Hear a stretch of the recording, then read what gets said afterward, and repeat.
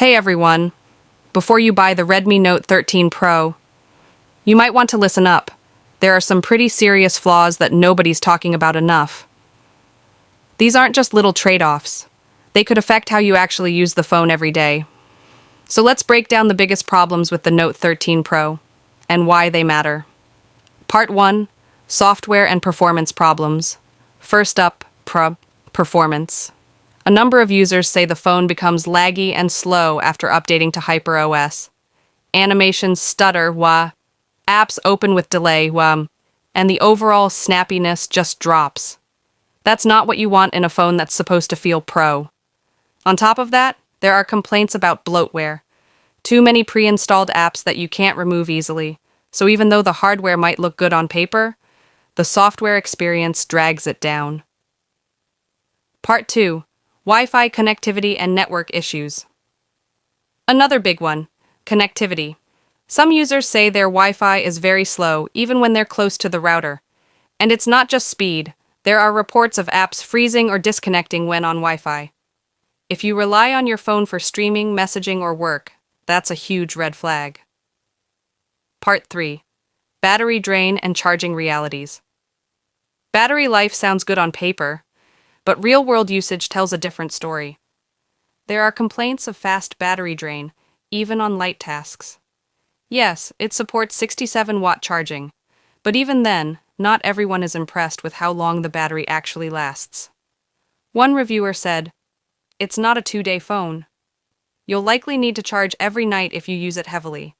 And because HyperOS doesn't clearly show screen on time, tracking usage is hard." Part 4, Camera weaknesses. The camera setup is one of the phone's selling points, but it's not perfect. The ultra-wide lens is weak, poor detail, especially in low light. The macro lens is almost pointless, 2 megapixel that can't really focus well or produce sharp close-up shots. And the 200 megapixel spec? Some argue Redmi exaggerated this because the chip can only support lower resolutions. Video is limited too. No 4K at 60 frames per second on the rear, which is a downside compared to competitors. Part 5, Hardware trade-offs. Finally, some hardware compromises. No Wi-Fi 6. According to Android Central, the phone only supports Wi-Fi AC. Water resistance is minimal. It has IP54 rating, meaning it can handle splashes, but not full submersion. Build issues.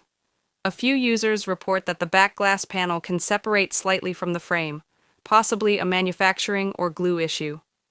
Update concerns.